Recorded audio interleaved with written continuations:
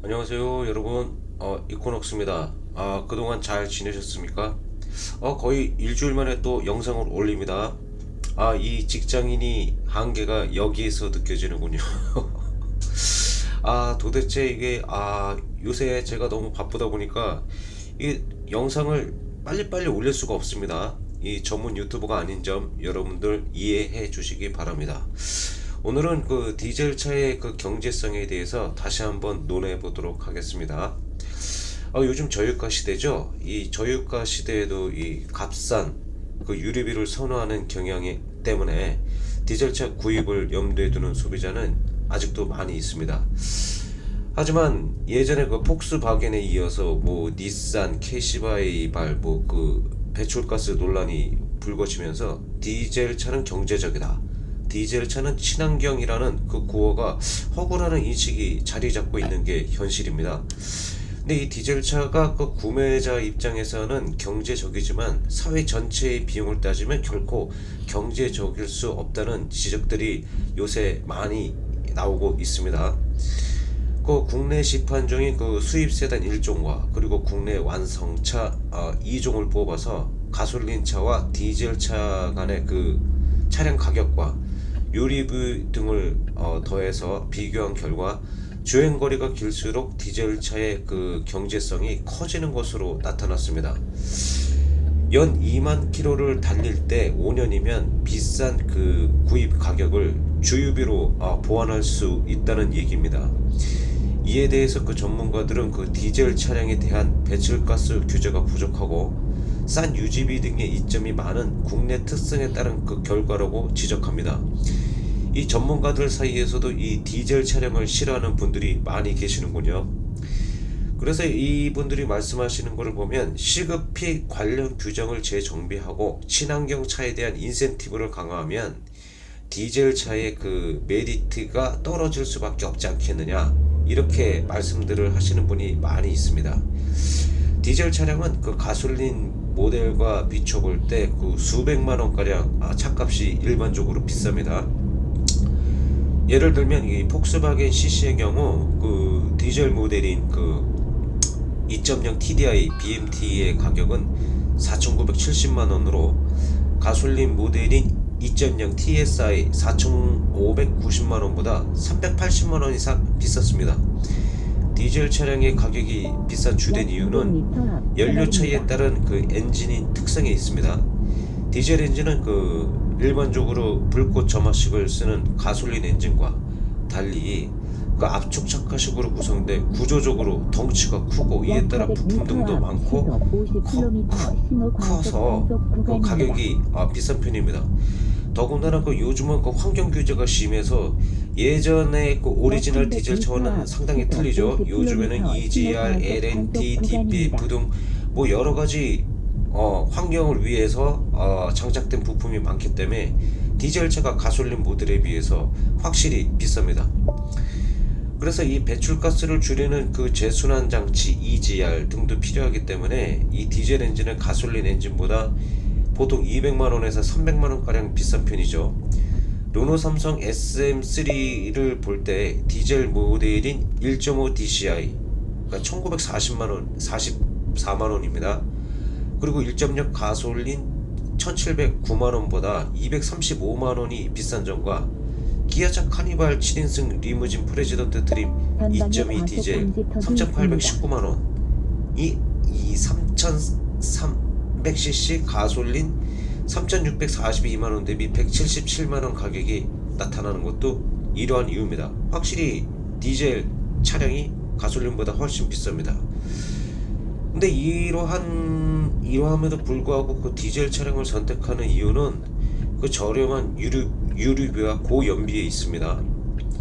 그 뭐 한국석유공사에서 따르면 뭐 현재 경유와 휘발유 가격은 각각 리터당 뭐 1137원에서 1375원 정도로 해서 경유 주유비는 휘발유 주유의 그 80.7% 수준이죠. 디젤 엔진이 가솔린 경우보다 엔진 효율이 높은 것을 함께 고려하면 소비자가 느끼는 경제적 매력은 증폭됩니다. 보통 보면은 경유가 그 휘발유보다 보통 18%에서 주유소별로 보면 20%까지 싼 주유소도 봤어요. 그렇게 되다 보면 이렇게 주유비가 엄청 싼 데다가, 그리고 고연비 아닙니까? 고연비. 고연비도 역시 마찬가지예요. 휘발유보다 그 휘발유 가솔린보다 그 경유가 그 디젤 엔진이 더 연소 속도가 늦죠. 아마 이 부분도 아마 거의 18% 정도 차이가 날 거예요. 제가 이전 영상에서도 말씀드렸지만은 한 주유비가 한 40% 정도 더 적게 들어간다라고 말씀드린 부분이 있는데, 뭐 이런 수치적인 측면에서 봐서도 거의 40%까지는 아니라도 거의 한 37% 이상까지는 그 유지비 절감 효과가 있지 않나, 저는 그렇게 생각합니다. 그러면 폭스바겐의 CC의 경우를 한번 보죠. 이 폭스바겐 CC의 경우 그 입점형 TDI BMT의 복합연비는 리터당 13.5km로 입점형 TSI 그 가솔린 모델의 그 10.5km/L가 이 연비보다는 상당히 효율적입니다. 그러니까 연간 2만 킬로를 주행한다고 감안할 때 디젤 모델의 주유비는 168만 5,615원. 이거 너무 정확한 계산이네. 168만 5,615원입니다. 이거 가솔린 경우보다, 가솔린 같은 경우는 262만 114원이 들어가는데, 그러면은 보통 보면은 93만 5천원 정도가 1년에 절약이 되는 거예요. 그러면은 5년 치면은 벌써 500만원의 비용이 절약이 되는 거겠죠. 뭐 이런 측면에서 보게 될 것 같으면은 확실히 그 외제 그 수입차의 그 디젤과 가솔린의 그 연비 효율에 의한 그 경제적 이득은 어느 정도 확실히 차이가 있다고 봅니다. 확실히 디젤의 연비가 절약이 됩니다.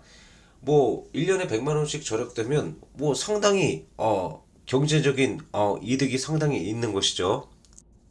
어쨌든 그 폭스바겐의 CC의 그 모델별 차량 가격이 그 380만 원 정도가 차이가 났음을 고려를 하면, 그 4년을 조금 넘게 탈 경우 차값의 차이를 극복할 수 있게 된다는 거예요.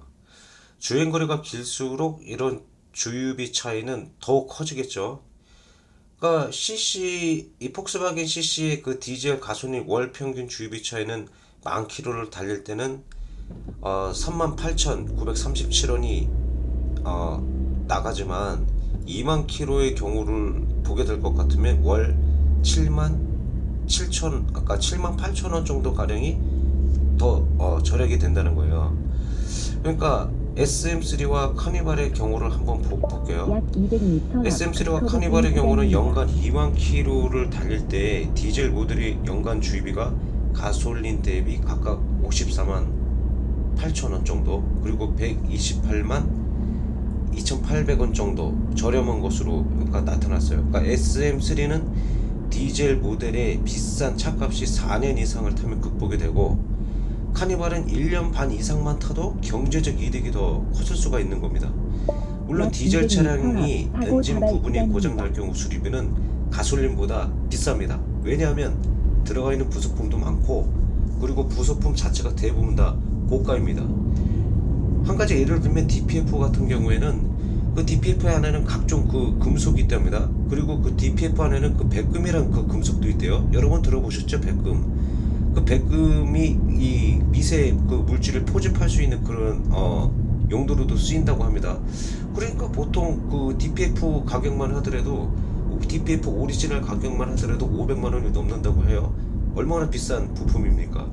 휘발유죠. 가솔린 차에 이런 부품이 500만 원짜리 부품이 들어가나 모르겠네요. 어쨌든 그 전문가들은 그 디젤 차량의 그 경제성은 역설적으로 필요한 규제가 제대로 이루어지지 않았기 때문이라고 지적을 합니다. 그러니까 디젤 엔진이 가솔린보다 20에서 30% 가량 효율이 좋기도 하지만, 무엇보다도 우리나라 경유값이 휘발유보다 크게 싸기 때문에 경제성이 부각된다는 것이라고 이분들은 판단하고 있는 것 같아요. 그래서 정부는 휘발유 가격의 그 63%가량을 세금으로 부과하는 반면에 경유에는 56%가량 낮게 부과를 하고 있죠. 그 경우에 붙는 세금이 휘발유 수준으로 오른다면 그 현재 200원이 넘는 그 가격 차이는 의미가 없을 만큼 이제 줄어들게 된다고 그 이 전문가들은 주장을 하고 있어요. 그래서 소비자들로서는 디젤을 선택하는 이유가 줄어들 가능성이 크다는 의미죠. 소비자들은 그 디젤차에 대한 규제가 결국 세금 인상으로 이어져 서민들의 가계 부담만 늘리는 결과를 낳을 것을 그 우려하고 있습니다.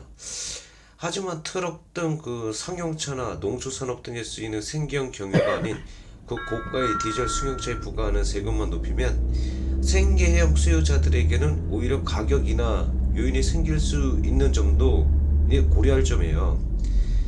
디젤 차량의 경우 그 6년, 7년 타고 나면 배출가스 저감 기능이 떨어질 가능성이 큰데 현재는 규제가 없어요. 수리의 필요성을 느끼는 소비자들이 적습니다. 도로 위에 검은 매연을 뿜는 차들이 돌아다니는 이유죠. 이러한 저감 기능이 원활히 작동되도록 규제 근거를 만든다면 그 디젤차 유지비는 상승해서 그 매력도가 떨어질 수밖에 이제 없는 거죠.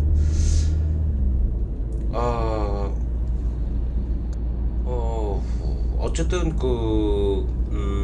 과거 그 폭스바겐 그 배출가스 조작 파문 때문에 소비자들이 그 디젤 편식에 좀 변화가 일조짐을 보이고 있죠. 클린 디젤의 허상에서 벗어나 환경 영향까지 그 감안해서 차를 구입하는 소비자들이 나타났다고 있는 분석이 나오고 있어요.